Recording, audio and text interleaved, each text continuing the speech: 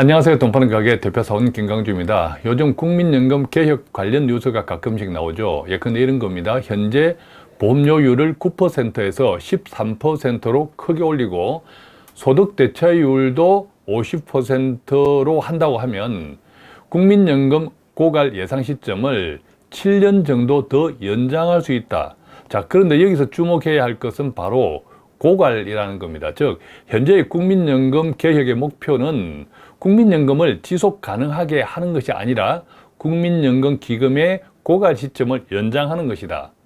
그래서 극단적으로 생각해 보면 국민연금 개혁의 종착지는 국민연금의 지속 가능성이 아니라 폐지가 아닌가? 이런 생각을 할 수 있는 거죠. 자, 그래서 오늘은 국민연금 개혁에서 우리가 반드시 알아야 될 것이 무엇인지, 그 다음에 우리는 무엇을 어떻게 준비해야 할지를 말씀드리도록 하겠습니다. 자, 지금 여러분들이 보시는 표는 현재 국민연금 개혁 관련 여러 가지 나오는 이야기들입니다. 예컨대 현행 그대로 하면 수지적자 연도가 2041년이 되고, 즉 들어오는 돈보다 또 기금이 늘어나는 돈보다 나가는 돈이 더 많은 시점이 2041년이 되고, 그래서 기금 소진이 2055년이 된다. 자, 현재 기준대로 하면 그렇습니다. 그래서 이 기금 소진 연도가 현재의 9%에서 때로는 12%, 15%, 18%로 이렇게 보험료율을 정액하면 기금 소진 연도도 63년, 71년, 2082년으로 연장이 된다, 이런 뜻입니다. 자, 그런데 언젠가 국민연금이 고갈돼 버리면, 돈이 없어지면 어떻게 연금을 줄까요? 자, 그때는 국민연금 제도가 없어지는 것이 아니라 국민연금 기금이 사라지는 것이기 때문에 지금 현재 독일 같은 국가에서 하고 있는 부과금제라고 있습니다. 즉 부과 방식으로 가면 그 한 해 동안 국민연금을 받아야 될 사람들에게 나가는 돈을 버는 경제활동 인구에서의 소득에서 보험료를 부과합니다. 그 부과 방식인데, 자, 그렇게 단순하게 보면 기금 소진이 2055년도에 되면 그때부터는 기금이 없으니까 29.7%의 내 소득에서 돈을 보험료로 부과한다, 이 이야기입니다. 자, 마찬가지로 보험료율을 12, 15, 18로 올릴 때 기금 소진 연도도 연장이 되지만 부과 방식의 비용률은 거의 한 30%, 내 소득의 30%를 뗀다. 자, 이런 방식으로 바뀐다. 그래서 단순하게 보면 국민연금 제도는 그대로 유지가 되지만 보험료를 납입하는 각출하는 방식은 엄청나게 달라진다, 이 뜻이기도 합니다. 그래서 부과 방식 비용률이 대충 한 30%다. 그런데 생각해 보십시오. 기금이 없어지고 그때 부과 방식으로 바뀌면 그때 국민연금 보험료만 30% 가까이 내 소득에서 뗀다. 그러면 살아갈 수 있나요? 결과적으로 살아가기 힘듭니다. 그죠? 자, 그래서 기금이 고갈된 뒤에는 실제로 부과 방식으로 해서 경제활동이고 국민에게 다 100% 부담시키는 것이 아니라 그때 정부가 재정을 지원합니다. 그래서 결과적으로는 국민연금 제도 자체는 계속 존속 가능하게 하는 거죠. 예컨대 독일 같은 경우에는 2021년 기준 연금 재정의 22.7%를 국가에서 충당하고 있습니다. 자, 그런데 문제는요, 이 기금이 고갈되고 난 다음에 한국 같은 경우 정부의 재정 지원이 가능할까라는 겁니다. 무슨 말이냐면 지금 현재 연금 보험료만 하더라도 다른 나라들에 비하면 한국의 연금 보험료는 매우 저렴한 편입니다. 예컨대 독일은 지금 연금 보험료율이 18.6%예요. 그러니까 각각 18.6%를 내면서 독일은 연금 재정의 22.7%를 국고에서 충당하고 있다, 이 이야기입니다. 스웨덴은 22.3%, 일본은 18.3%, 경제협력기구 OECD 평균 18.2%인데 한국은 9%니까 앞으로 연금 보험료를 올려야 되는 당위성은 당연히 있는 거죠. 자, 그런데 지금 말씀드린 OECD 이런 선진국들이 상당하게 보험료율이 상당하게 우리나라보다 비싼데, 이들 국가들은 그동안 국가들이 계속 성장하면서 보험료율을 같이 올렸습니다. 자, 그런데 한국은 여러 가지 최근 나오는 보도, 또 우리가 느끼고 있는 것, 한국의 경제 성장률은 안타깝게도 지금부터 계속 꺾인다. 자, 이런 이야기들이 계속 나옵니다. 자, 그렇다면 한국은 연금 보험료율을 올리긴 해야 되는데 경제 성장률이 계속 꺾인다 이러면 지금까지 OECD 평균 국가들의 현재 보험료율을 따라잡기에는 엄청난 어려움이 있는 현실인 거죠. 자, 그렇기 때문에 가장 중요한 것은 무엇입니까? 정부 재정 지원이 기금이 고갈된 뒤에도 가능할까라는 점인데 구체적으로 한번 보겠습니다. 자, 국민연금 보험료의 수입과 급여액 지출 전망이 국민연금 보험료 수입, 보험료 내는 것하고 이제 급여액, 지금 연금을 지급받는 사람들 이것이 2027년도 지금부터 한 4년 뒤에 가면 똔똔이 돼요. 더 같아집니다. 수입과 지출이 같아지는 거죠. 내는 돈, 받는 돈 이게 같아진다는 겁니다. 자, 그런데 이제 기금 자체가 기금 운용할 때 늘어나는 돈은 별개죠. 그래서 기금 운용 금액까지 따져보면 이 국민연금의 재정 수지 전망은 지금 이제 보시는 표와 같이 자, 이 그림은 지출액이고 급여액, 국민연금을 받는 사람들에게 나가는 돈. 자, 이것은 국민연금 보험료를 객출하는 받아들이는 돈입니다. 그런데 이 시점에서 총 수입과 총 지출이 역전이 됩니다. 기금이 있죠. 기금이 운용하는 운용 수익금을 포함했을 때 한 이 정도 2040년에서 2050년 중간 정도에서 이제 기금이 역전이 되는 거죠. 지출액과 수입이. 자, 그런데 결과적으로 보면 2060년도 정도에 가면 나가는 돈은 658조. 들어오는 수입은 크게 깎여서 263조 이렇게 된다는 거죠. 결과적으로는 281조 정도의 마이너스가 일어난다. 자, 그래서 기금이 그때부터는 없어진다. 자, 이런 이야기입니다. 자, 그렇다면 독일은 지금 부가 방식, 자, 그때 기금이 없어지니까 한국도 부가 방식으로 바뀌었어. 그러면 부가 방식으로 바뀌었을 때 그걸 모두 경제활동인구 돈을 버는 사람이 내면 자기 소득의 30% 가까이를 내야 되니까 거의 불가능하죠. 그래서 정부가 국가 재정에서 국고에서 이제 지원을 합니다. 독일 같은 경우는 한 22%를 지원한단 말이죠. 자, 그러면 한국에 이걸 적용해 보겠습니다. 2060년도에 재정 지출이 급여액, 국민연금이 나가는 돈이 658조라고 하면 독일의 2021년 기준 우리나라도 그때 한 22%를 국고에서 지원한 다음에 이게 한 144조 원 정도 된단 말이죠. 자, 그런데 이 144조 원이 얼마나 큰 돈이냐? 당연히 큰 돈이죠. 2024년 내년 정부 예산안이 656조예요. 예산안입니다. 아직 결정된 건 아니고 이 내년도 정부 예산안의 21%에 해당하는 돈이 국민연금 2060년도에 독일 기준으로 정부가 국고를 보조한다면 그 돈이라는 거죠. 물론 경제가 계속 커지겠죠. 어쨌든 한국 경제도 침체 가운데서도 안 좋다고 이야기하지만 왜 계속 이제 물가 상승 인플레가 있잖아요. 기본적인 인플레이션이 있고. 자, 그렇기 때문에 정부 예산도 계속 늘어날 겁니다. 그래서 제가 대략 한번 계산을 해보았습니다. 2060년도까지 정부 예산을 매년 한 3%씩 증액된다라고 가능하면 지금부터 내년 2024년 이후 2060년까지 36년 후에는 약 1,700조 원의 정부 예산이 나와요.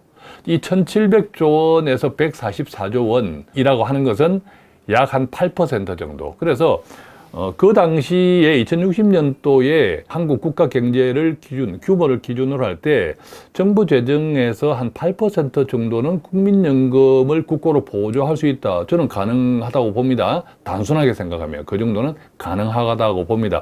자, 그런데 문제는 국민연금만 있는 것이 아니지 않습니까? 예, 근데 건강보험료도 계속 저출산 고령화되면서 건강보험 재정도 엄청나게 더 늘어나겠죠. 물론 그것도 뭐 조정이 필요합니다만 어쨌든 뿐만 아니라 예컨대 뭐 기초연금도 상당히 심각한 문제예요. 기초연금이 2023년도 올해 기준에 기초연금으로 나간 돈이 22조 원입니다.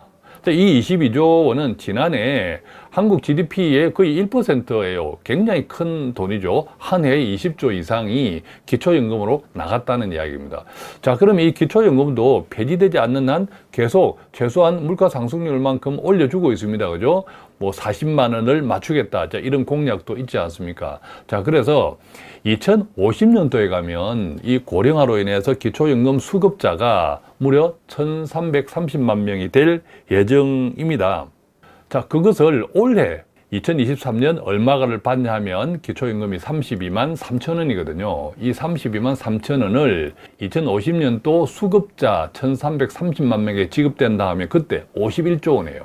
만약에 기초임금을 40만 원으로 인상하면 이 돈이 무려 연간 63조 원 정도 됩니다. 그래서 한 40만 원으로 인상한다고 전제할 때 미래니까 한 63조 원을 기준으로 하면 앞서 우리는 이제 국민연금은 144조 원, 2060년도에 144조 원, 그리고 기초연금 약 63조 원. 자, 이것은 2050년도이니까 이것보다는 실제로 10년 뒤 더 늘어나겠지만 대략 뭐 한 200조 원 정도 이상이다라고 생각해 보면 기초연금 인상을 감안하면 2060년도 정부 예산 추정 아까 1,700조라고 했죠.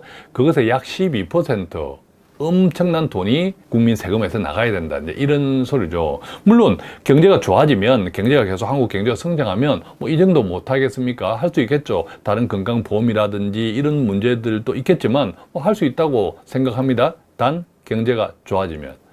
자, 그런데 치명적인 사건이 있죠. 우리 한국에 뭐냐면 출산율이 그냥 세계에서 가장 낮아요. 학교 출산율이 2023년 3분기 기준 0.7명입니다. 0.7명. 아마 4분기로 가면 0.7명이 역사상 최초로 0.6명대로 떨어지지 않을까 이런 걱정들을 하고 이게 거의 기정사실화 되어 있다 이런 이야기도 있습니다. 자, 그런데 이 같은 현재 학교 출산율이 반등이 없으면 2040년대에는 초등학교 현재 학급당 21명이라 하는데 이게 반토막 난다고 합니다. 10명 정도. 지금도 초등학교 지방 같은 경우는 많이 없어지고 서울에도 초등학교 폐교된 곳 있었죠. 이처럼 지금도 초등학교가 점점 뭐 초등학교, 중학교 이렇게 폐지되고 있는데 애들이 없으니까 2040년도에는 현재 학교 출산율이 반동이 없으면 지금 현재 기준으로 반토막 엄청나게 학교도 없어지겠죠. 뿐만 아니라 가장 중요한 것 저출산 고령화되고 우리나라가 고령화 사회로 돼버리면 이런 누가 해요? 일할 사람들이 점점 줄어들잖아요. 그래서 그때 이대로 계속 간다면 2040년대에는 우리나라의 경제 성장률이 0%밖에 안 될 것이다. 쭉 성장하지 않을 것이다. 이런 이야기들도 합니다.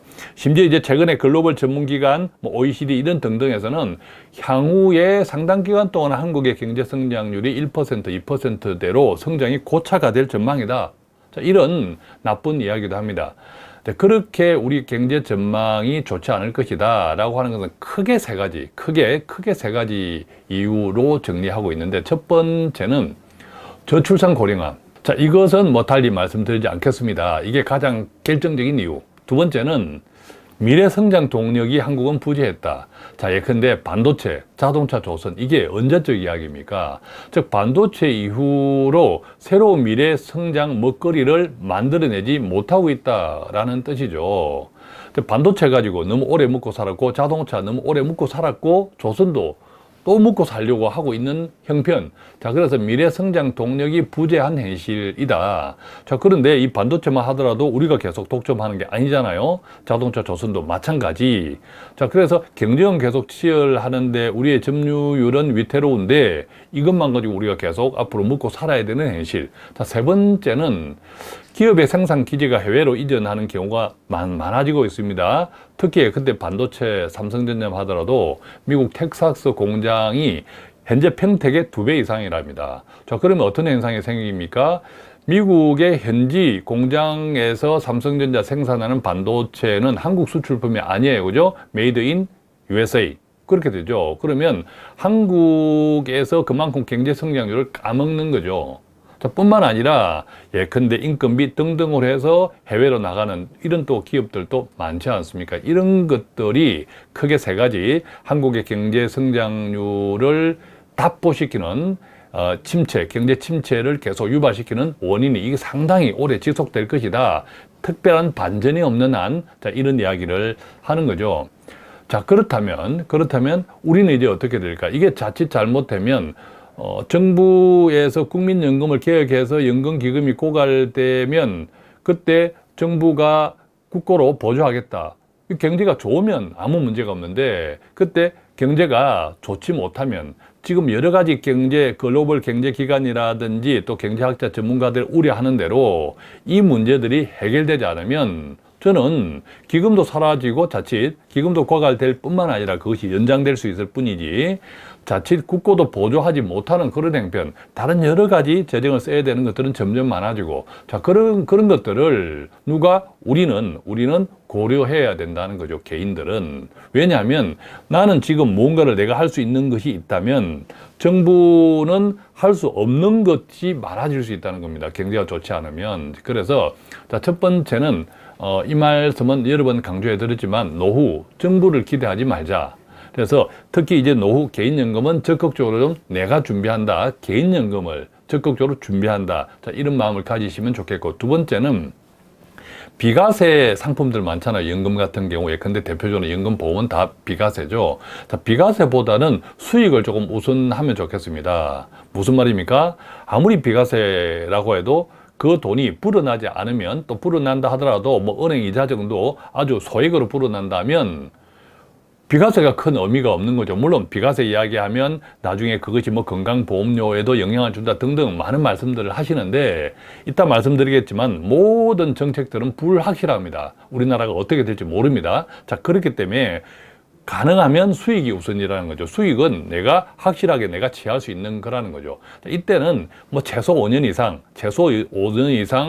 투자 상품 같은 경우에, 그 다음에 여력이 있을 때 내가 첫 번째로 선택할 수 있는, 내가 이것밖에 못한다 할 때는 가능하면 수익을 우선하는 상품을 좀 고려하시라는 거죠.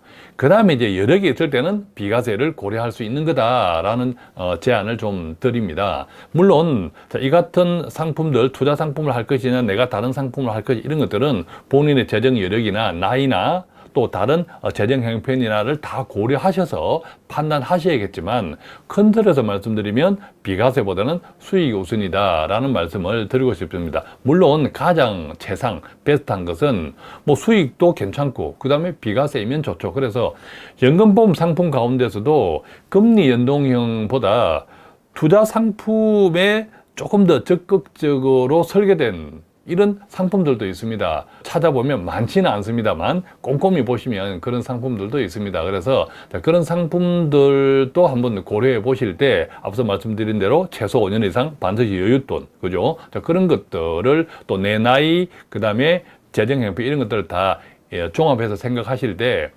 하나밖에 가입하지 못한다고 하면 저는 수익이 우선이라고 생각한다는 거죠. 왜? 자칫하면 돈 가치 문제도 있고 우리가 노후가 20년, 30년 이상이잖아요. 그죠? 자, 그랬을 때 돈 가치는 계속 뚝뚝 떨어질 겁니다. 그런 여러 가지를 생각하면 내가 하나밖에 못한다 하면 조금 이제 투자 상품에 조금 관심을 가지시라. 다만 여러 가지 조건을 좀 고려하시라. 그 다음에 좀 여유가 있다면 그때 뭐 비과세 상품, 금리 연동 이런 것도 이제 가능하다라고 이제 생각을 하는 거죠. 자, 오늘은 이렇게 해서요, 최근 자주 뉴스에 나오고 있는 국민연금 개혁과 관련해서 정확하게 그 실상을 알자. 그 실상을 알고 나는 무엇을 어떻게 준비해야 할지를 정확하게 조금 인식을 하자. 자, 그랬을 때 무엇을 어떻게 하는 게 좋은지를 개괄적으로 좀 말씀을 드렸는데, 왜냐하면 구체적으로 말씀드리는 것을 듣는 분들의 사정이 다 다르기 때문에 어떤 특별한 답이 없기 때문이죠. 관련해서 노후 준비에 관심 있는 분들께 조금이라도 도움되는 영상이었으면 좋겠습니다. 고맙습니다.